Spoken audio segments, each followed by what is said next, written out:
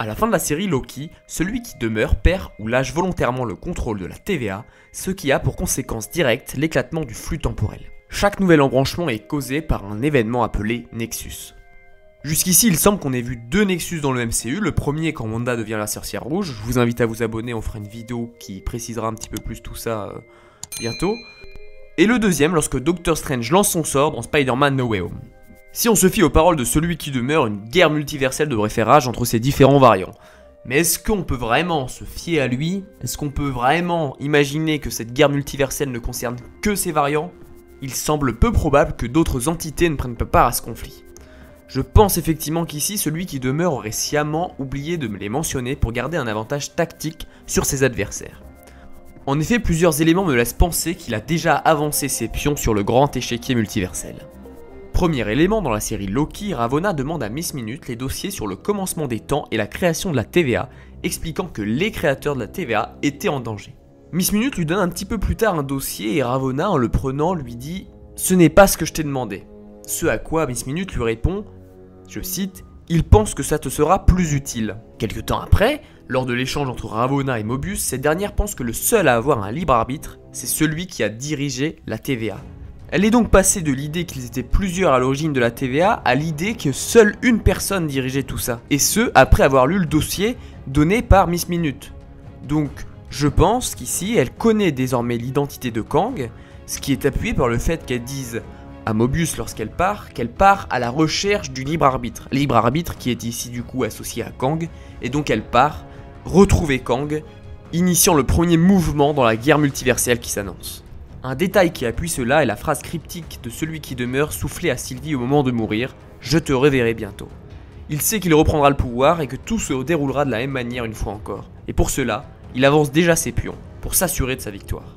Une victoire qu'il a déjà eue dans le passé, et il est naturel de penser qu'ayant pris le pas sur ses adversaires, celui qui demeure est déjà mis en place, dans la TVA de la série Loki, des moyens de lutte et de défense face à eux. Par exemple, un détecteur de robots permet d'éviter que l'un d'entre eux rentre dans la TVA.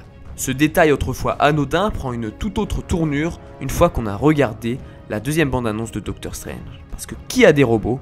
Les Illuminati. Ce dispositif permettrait de se prémunir face au risque d'infiltration des Illuminati dans les locaux de la TVA via leurs robots.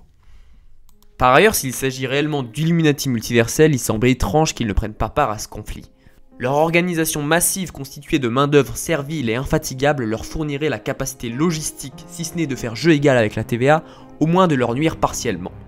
Sur le plan intellectuel, s'ils suivent ou se rapprochent de leur version comics, les Illuminati seraient composés des plus fortes intelligences de la Terre, permettant d'avoir des cartes en main face à Kang dans ce jeu cosmique. Enfin, sur le plan visuel, la scène du jugement de Strange par les Illuminati fait penser à la scène de jugement de Loki face à Ravonna, comme deux faces d'une même pièce. Enfin, si beaucoup pensent que Stark est à l'origine des robots Ultron, moi le premier, il se pourrait en fait qu'il soit lié à l'intervention d'Hank Pym, qui aurait remplacé alors le rôle de Bruce Banner dans notre univers, créateur d'Ultron dans les comics. Hank Pym ferait alors partie des Illuminati et pourrait avoir un rôle important dans Ant-Man 3, où Kang est officiellement annoncé. Le MCU pourrait alors tisser une série de films liés à la guerre multiverselle et aux Illuminati, avec Ant-Man 3 d'une part, mais également Wakanda Forever, où Namor sera certainement de la partie, Namor qui pourrait faire partie des Illuminati. Concernant le film Doctor Strange 2, même si je ne pense pas que le conflit entre la TVA et les Illuminati soit au premier plan, il se pourrait que la TVA soit quand même présente. Premièrement, un individu suspect dans la première bande-annonce a exactement la même tenue et les tons de couleur que les agents de la TVA, et pourrait intervenir dans un cauchemar de Strange qui voit Palmer se marier à un autre homme. Or, dans la série Loki, Mobius précise au dieu asgardien que la TVA a un département cauchemar. Simple phrase innocente, ou Marvel qui tisse doucement sa toile pour la guerre multiverselle qui s'annonce. Tous ces éléments me laissent penser que contrairement à ce que veut nous faire croire celui qui demeure, les Illuminati auront un rôle à jouer dans le conflit d'ampleur à venir. Voilà pour cette théorie, si vous avez aimé la vidéo, n'hésitez pas à vous abonner, il y en aura d'autres, notamment sur Wanda et son Nexus, sur les potentiels Illuminati qu'il pourrait y avoir dans Doctor Strange 2. N'hésitez pas à commenter et dire ce que vous avez pensé de la théorie. On se retrouve bientôt pour une prochaine vidéo, c'était Arelus, à la prochaine.